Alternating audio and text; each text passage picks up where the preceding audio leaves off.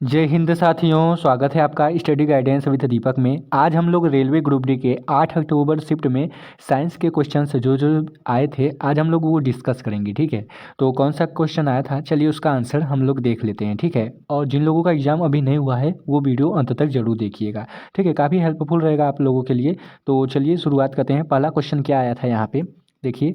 पहला क्वेश्चन आया था यहाँ पे तरंग दैर्ध्य, सॉरी यहाँ पे तरंग दैर्ध्य होगा। ठीक है, तरंग दैर्ध्य मुख्य रूप से किन कारकों पर निर्भर करता है। ठीक है, तरंग दैर्ध्य मुख्य रूप से किन कारकों पर निर्भर करता है। ठीक है, तो यहाँ पे इसका आंसर क्या हो जाएगा, यहाँ पे तरंग की गति और आवृत्ति पर। ठीक है, क्या आंसर हो जाएगा, तरंग की गति और आवृत्ति पर।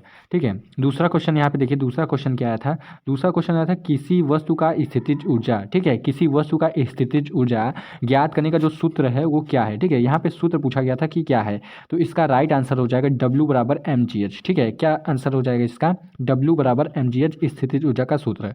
ठीक है, आगे बढ़ते हैं अगले प्रश्न की ओर। अगला प्रश्न क्या है हम लोग का यहाँ पे, अगला प्रश्न देखिए। अगला प्रश्न क्या है, प्रोटीन पाचक एंजाइम। ठीक है, प्रोटीन पाचक एंजाइम जिसको पेप्सिन कहा जाता है का स्त्राव कहाँ से होता है, यानी वो कहाँ से निकलता है। ठीक है, ये आप लोगों को बताना था। जो प्रोटीन पाचक एंजाइम है पेप्सिन, वो कहाँ से स्त्राव होता है, तो इसका राइट आंसर हो जाएगा अमाशय यानी पेट से। ठीक है, तो याद रखिएगा पेप्सिन कहाँ से निकलता है, तो अमाशय आपके पेट से निकलता है, स्टमक से। ठीक है, याद रखिएगा।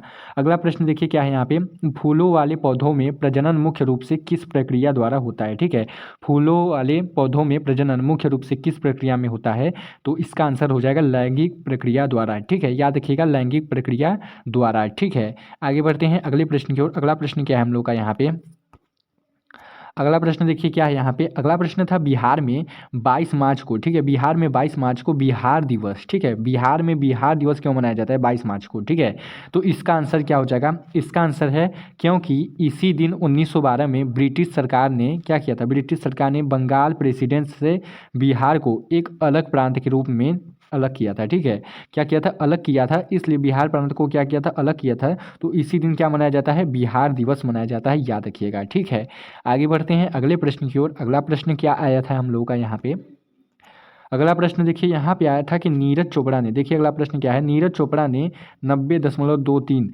मीटर का जो थ्रू फेंका था। ठीक है, किस स्पर्धा में किया था जो कि उनके जीवन का सबसे बड़ा थ्रू था। ठीक है, तो ये 2025 में ही हाल ही में से ये प्रश्न पूछा गया है। ठीक है, तो यहाँ पे देखिए क्या हो जाएगा, 2025 में से नीरज चोपड़ा ने 90.23 मीटर का थ्रू किस स्पर्धा में किया था, तो यहाँ पे करेक्ट आंसर हो जाएगा दोहा डायमंड लीग 2025। ठीक है, तो का क्या था वो, दोहा डायमंड लीग 2025 सबसे बड़ा, जीवन का सबसे बड़ा थ्रू उन्होंने फेंका था। ठीक है, याद रखिएगा।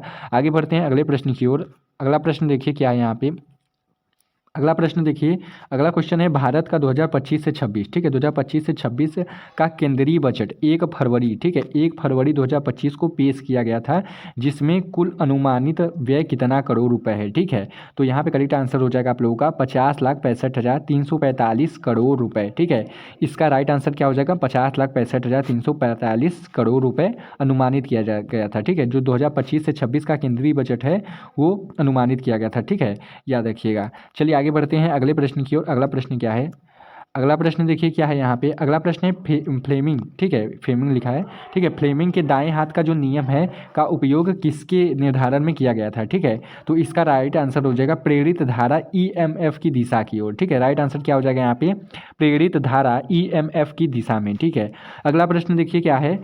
अगला प्रश्न है पानी को शुद्ध करने के लिए क्लोरीनीकरण, ठीक है, प्रक्रिया में मुख्य रूप से कौन सी गैस होती है। ठीक है, क्लोरीनीकरण में प्रक्रिया में मुख्य रूप से कौन सी गैस होती है, तो इसका राइट आंसर हो जाएगा क्लोरीन गैस यानी Cl2 गैस। ठीक है, याद रखिएगा पानी को शुद्ध करने के लिए क्लोरीनीकरण किया जाता है तो उसमें क्लोरीन गैस पाया जाता है। ठीक है, आगे बढ़ते हैं अगले प्रश्न की ओर। अगला प्रश्न देखिए। अगला प्रश्न है किस खिलाड़ी को, ये हाल ही में से प्रश्न पूछा गया, 2025 में पद्मश्री पुरस्कार से नवाजा गया या सम्मानित किया गया। ठीक है, तो किस खिलाड़ी को, तो याद रखिएगा रविचंद्रन अश्विन को। ठीक है, रविचंद्रन अश्विन को, तो ये किस खिलाड़ी थे, तो ये क्रिकेट के खिलाड़ी थे, याद रखिएगा। ठीक है, किस खिलाड़ी को 2025 में पद्मश्री पुरस्कार मिला, तो रविचंद्रन अश्विन को क्रिकेट में थे। ठीक है, याद रखिएगा। अगला प्रश्न देखिए क्या है, किस राज्य सरकार ने शहरी महिलाओं को सशक्त बनाने के लिए डीजी लक्ष्मी योजना शुरुआत की। कौन सी योजना, डीजी लक्ष्मी, तो याद रखिएगा वो कौन सी सरकार थी, तो आंध्र प्रदेश सरकार ने जून 2025 में शुरू किया। ठीक है, कब शुरू किया था, जून 2025 में आंध्र प्रदेश सरकार ने। ठीक है, अगला प्रश्न देखिए क्या है। अगला प्रश्न देखिए क्या है। अगला प्रश्न है मानव शरीर में अंडे का निषेचन कहाँ होता है। ये भी प्रश्न आप लोगों से पूछा गया था साइंस में, तो याद रखिएगा फैलोपियन ट्यूब में, ठीक है, फैलोपियन ट्यूब में, ठीक है। अगला प्रश्न है मानव शरीर में अंडा का निर्माण कहाँ होता है, तो इसका करेक्ट आंसर हो गया था ओवरीज में, ठीक है, ओवरीज में, जिसका मतलब है अंडाशय में, ठीक है, याद रखिएगा ओवेरीज में, ठीक है, याद रखिएगा, ठीक है। आगे बढ़ते हैं अगले प्रश्न की ओर। अगला प्रश्न क्या है हम लोगों का यहाँ पे, अगला प्रश्न देखिए, और ये हम लोगों का लास्ट प्रश्न है, ठीक है, लास्ट क्वेश्चन है ये हम लोगों का। देखिए क्या है, देश में EFIR, ठीक है, ऑनलाइन FIR सुविधा किसके द्वारा लॉन्च की गई थी, आपको बताना है। जो EFIR संरचना है वो किसके द्वारा लॉन्च की गई है, ठीक है। तो इसका आंसर हो जाएगा केंद्रीय गृह मंत्रालय यानी मिनिस्ट्री ऑफ होम अफेयर्स द्वारा शुरू किया गया था, ठीक है, मिनिस्ट्री ऑफ होम अफेयर्स यानी MAH द्वारा शुरू किया गया था, याद रखिएगा, ठीक है, किसके द्वारा, गृह मंत्रालय द्वारा, ठीक है। तो ये थे हम लोग के 8 अक्टूबर 2025 के शिफ्ट 1 के थोड़े बहुत क्वेश्चन थे साइंस के, तो आप लोग ज़रूर याद कर लीजिएगा और अच्छे से प्रैक्टिस कीजिए जिसका अगला एग्जाम है, ठीक है। तो आप सभी का बहुत बहुत धन्यवाद वीडियो पूरी देखने के लिए, और वीडियो को लाइक कर दीजिएगा, चैनल को सब्सक्राइब कर दीजिएगा ताकि आने वाली सभी क्लासेस की नोटिफिकेशन आप तक जरूर पहुँचे। धन्यवाद आप सभी का।